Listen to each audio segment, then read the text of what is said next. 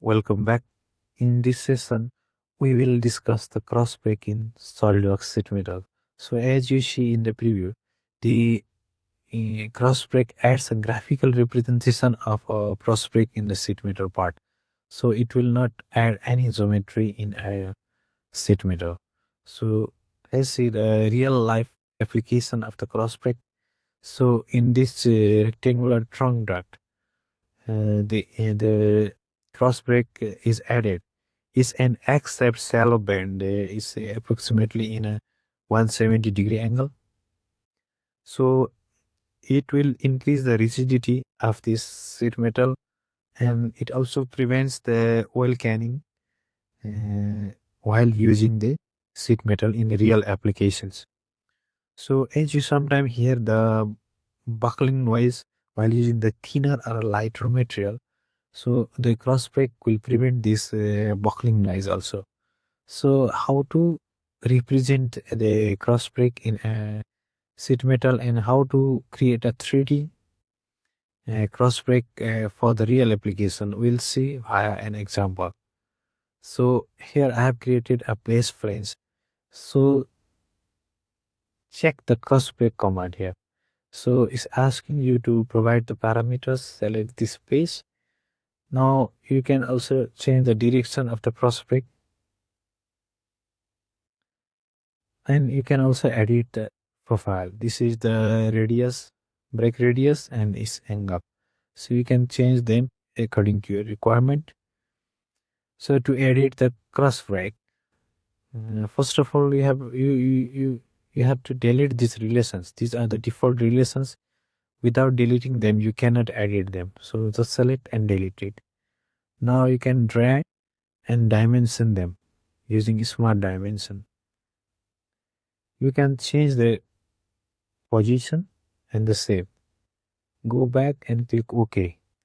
Now this is the cross break and its representation in the sheet metal. So let's go to another example. Go to new part file. Now click OK. Now we will create this cross break, similar to cross break in a real life application, and we will use the forming tool. To create a forming tool, go to front plane and select a center rectangle here. Let's dimension it. This one 100. This one 50. Look okay. Now go to feature and extrude it as 2 mm only. Just to demonstrate, this is a forming tool. Go to this face and again select a center rectangle. You can offset also. I am doing it manually because it's easy. Yes, so it's 90, and let's dimension this part 40. Now this part is a stopping part.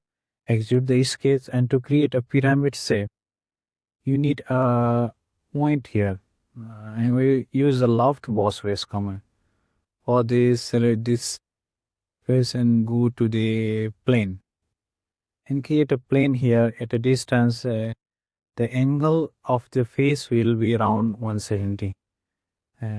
This time I am selecting 4 mm, click OK.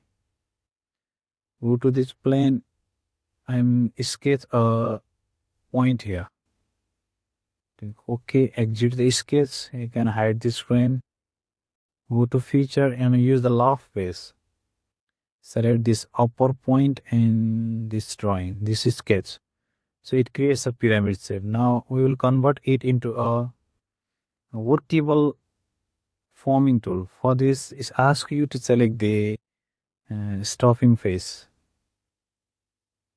Select the face, click OK. Now you have to save it in the forming tool of the design library, or just go to file and save as. Save as a forming tool, the forming tool. Now you can rename it by forming tool. Just save it. Now you can refresh it. You will see the forming tool. Now you can close it. Now we apply this forming tool to create a cross break here. So simply drag it. It looks like it's inside, so we'll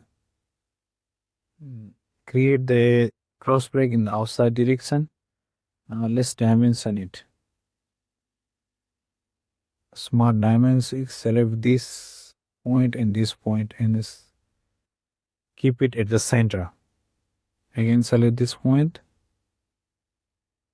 and this is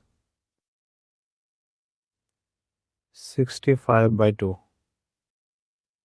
Now it's in the middle position and it's fully defined now. To select, now you can see the cross break in the real world. It's a duct and it adds the rigidity and prevents the oil canning also. You can use this tool the opposite face of the duct also. In the same way, go to position, dimension it,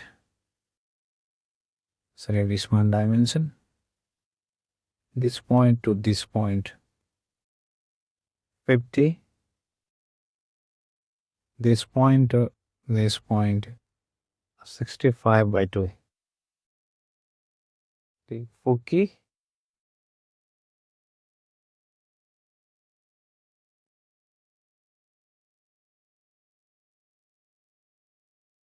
Again go back and drag it. Sometimes it becomes messy.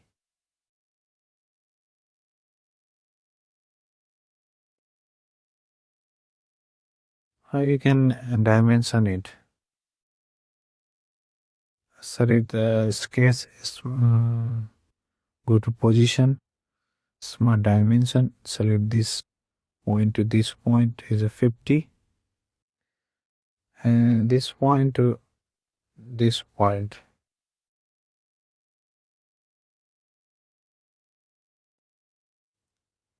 65 divided by 2.